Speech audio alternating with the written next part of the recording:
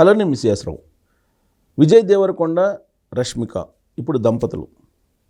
వీళ్ళిద్దరూ మ్యారేజ్ అయిన తర్వాత నేరుగా ఢిల్లీ వెళ్ళిపోయారు. రాజస్థాన్ ఉదయపూర్ నుంచి పేటలు దిగిన తర్వాత ఢిల్లీ వెళ్ళారు. ఢిల్లీ వెళ్ళి అమిత్ షా గారిని కలిశారు. ఆ తర్వాత ప్రధానమంత్రి నరేంద్ర మోడీ గారిని కలిశారు. వాళ్ళు పెళ్ళికి విషెస్ చెప్పారు కాబట్టి కలవడంలో తప్పేంటి అని చెప్పేసి అనుకోవచ్చు.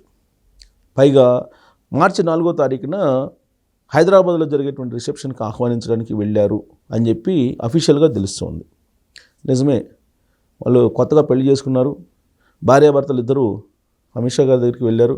ఆయన ఆశీస్సులు తీసుకున్నారు. ఆయనకు ఒక వినాయక ప్రతిమని బహుకరించారు.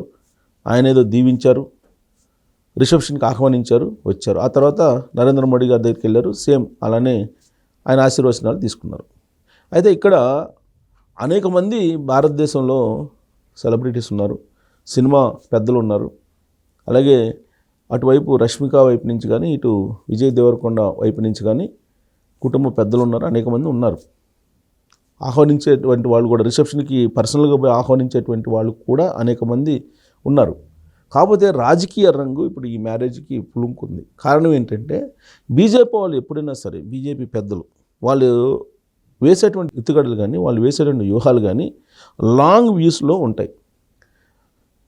ఆ మధ్యకాలంలో 2023 అసెంబ్లీ ఎన్నికలు జరిగేటప్పుడు కానీ, 2024 లోక్సభ ఎన్నికలు జరిగేటప్పుడు కానీ తెలంగాణకి ఎప్పుడు వచ్చినా సరే, అమిత్ షా గారు వచ్చినా లేదంటే నరేంద్ర మోడీ గారికి వచ్చినా ఎవరో ఒక హీరోని పిలిపించుకొని మాట్లాడేవాళ్ళు. జూనియర్ ఎన్టీఆర్ గారిని ఒకసారి, రాజమౌళి గారిని ఒకసారి, అలాగే నానిని ఒకసారి, నవీన్ పోలిశెట్టిని ఒకసారి, ఇట్లా రకరకాలుగా అనేక మందిని సెలబ్రిటీస్ని పిలిపించుకొని మాట్లాడటం, అటెన్షన్ పబ్లిక్ది అటువైపు తీసుకెళ్లేటువంటి ప్రయత్నం చేస్తూ ఉన్నారు.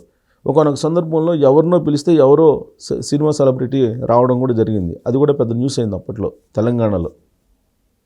అయితే విజయ్ దేవరకొండకి ఎందుకు ప్రాధాన్యత ఇస్తున్నారు అమిత్ షా అలాగే నరేంద్ర మోడీ గారు? ఖచ్చితంగా వాళ్ళని పొలిటీషియన్స్ని కానీ చూడాలి. 100కి 100% పొలిటికల్ సాఫ్ట్వేర్లో ఇన్సైడ్గా ఉన్నటువంటి లీడర్లు వాళ్ళు. ఆ సాఫ్ట్వేర్లో మరొకటి ఉండదు, ఓన్లీ పొలిటికల్ సాఫ్ట్వేరే ఉంటుంది. రష్మిక అలాగే విజయ్ దేవరకొండ వాళ్ళకి విషెస్ చెప్పడం కానీ, లేదంటే వాళ్ళకి పెళ్ళికి సంబంధించినటువంటి అంశాలని ట్వీట్ చేయటం కానీ, ఇవన్నీ కూడా పొలిటికల్గా యాంగిల్లో చూస్తే కనుక ఖచ్చితంగా బీజేపీ వాళ్ళకి సంబంధించి కాన్సన్ట్రేషన్ అయితే విజయ్ దేవరకొండ మీద, రష్మిక మీద ఉంది అని చెప్పేసి భావించడానికి అవకాశం ఉంది. సో మ్యారేజ్ అంగరంగ వైభవంగా జరిగింది. లిమిటెడ్గా ఉండేటువంటి కొంతమందితోటే ఆ పెళ్లి జరిగింది. దాదాపు 200 మంది అక్కడికి వెళ్ళారు. రాజస్థాన్ ఉదయపూర్కి వెళ్ళారు. అక్కడే మ్యారేజ్ చేశారు. 2 పద్ధతుల ద్వారా, హిందూ వివాహ పద్ధతి ద్వారా, అలాగే కుడువ అనేటువంటి పద్ధతి, కర్ణాటకలో ఉండేటువంటి కుడువ అనేటువంటి పద్ధతి ద్వారా, ఆమె కూర్గు జాతికి సంబంధించినటువంటి మహిళ కాబట్టి ఆ పద్ధతి ద్వారా ఒకే రోజు 2 పద్ధతుల ద్వారా మ్యారేజ్ చేసుకున్నారు. సోషల్ మీడియాలో వాళ్ళ యొక్క పెళ్లి ఫోటోలు కూడా వైరల్ అవుతున్నాయి. ఇదంతా కూడా ఒక సంతోషకరమైనటువంటి కార్యక్రమం. దీంట్లో పొలిటికల్ ఇన్వాల్వ్మెంట్ చాలా బలంగా ఉంది. తెలంగాణలో రాబోయేటువంటి రోజుల్లో బీజేపీ బలపడాలంటే విజయ్ దేవరకొండ లాంటి ఒక క్రౌడ్ పూలర్ కావాలి. తెలంగాణలో బీజేపీకి కంటి చూపు మేరలో అధికారం కనిపించట్లా. ఆ మాట ఎందుకు అంటున్నానంటే, రీసెంట్గా జరిగినటువంటి మున్సిపల్ ఎన్నికల్లో కానీ, లేదా పంచాయతీ ఎన్నికల్లో కానీ పర్ఫార్మెన్స్ చాలా పూర్గా ఉంది. 8 మంది ఎంపీలు ఉన్నప్పటికి కూడా ఆ 8 మంది ఎంపీల పరిధిలో కూడా పర్ఫార్మెన్స్ కనిపించట్లేదు. అందుకే నరేంద్ర మోడీ గారు బీజేపీకి సంబంధించిన లీడర్లని ఒకానొక సందర్భంలో దాదాపుగా చురకలు వేశారు, అక్షంతలు వేశారు. అయినప్పటికీ వాళ్ళ పద్ధతిలో మార్పు రాలేదు. బీహార్ ఎన్నికలు అయిపోయిన తర్వాత తెలంగాణకు సంబంధించినటువంటి బీజేపీ లీడర్ల మీద ఆగ్రహం కూడా వ్యక్తం చేశారు నరేంద్ర మోడీ గారు.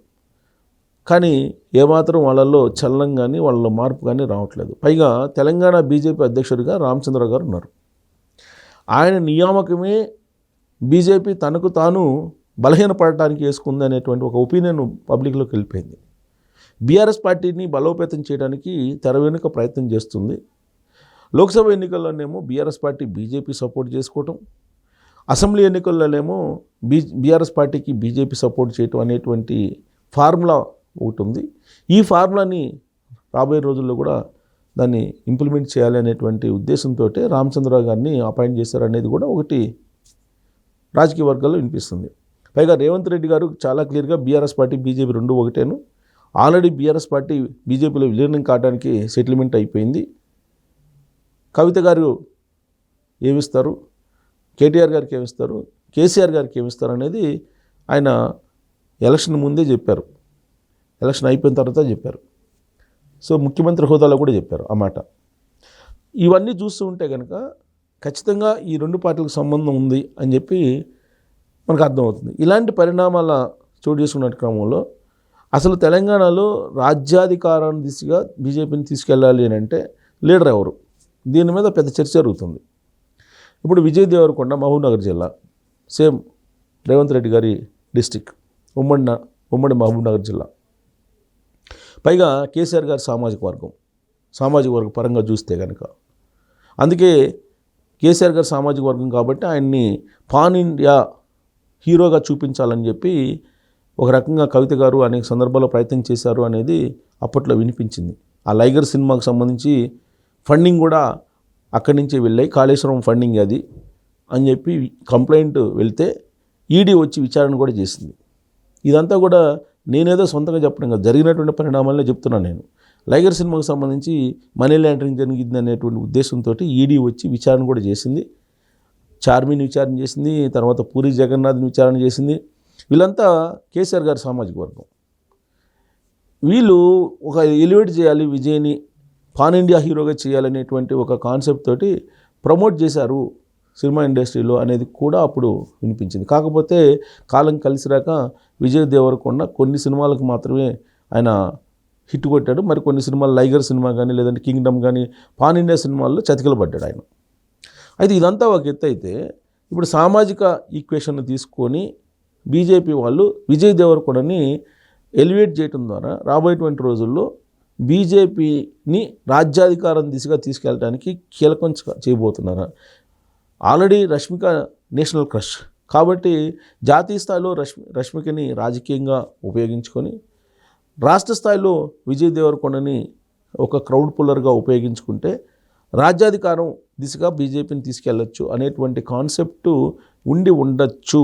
లేదంటే మిగతా సెలబ్రిటీలు మ్యారేజెస్కి ఇవ్వనంతగా ప్రాధాన్యత ఇప్పుడు నరేంద్ర మోడీ గారు, అమిత్ షా గారు ఇస్తూ ఉన్నారు. బహుశా 4వ తారీఖు రిసెప్షన్ జరుగుతుంది. ఆ రిసెప్షన్కి వచ్చినా ఆశ్చర్యపోవసలు. బహుశా వాళ్ళు బిజీ షెడ్యూల్లో రాకపోవచ్చు, కానీ వస్తే మాత్రం ఖచ్చితంగా లాంగ్ రన్లో పొలిటికల్గా అటు విజయ్ దేవరకొండని ఇటు రష్మికని ఏ విధంగా ఉపయోగించుకోవచ్చు అనే దీనికి ఒక బ్లూ ప్రింట్ అయితే ఖచ్చితంగా బీజేపీ అధిష్టానం దగ్గర ఉండి ఉండొచ్చు అనేది రాజకీయ వర్గాల్లో అలాగే ఢిల్లీ వర్గాల్లో చర్చ జరుగుతుంది.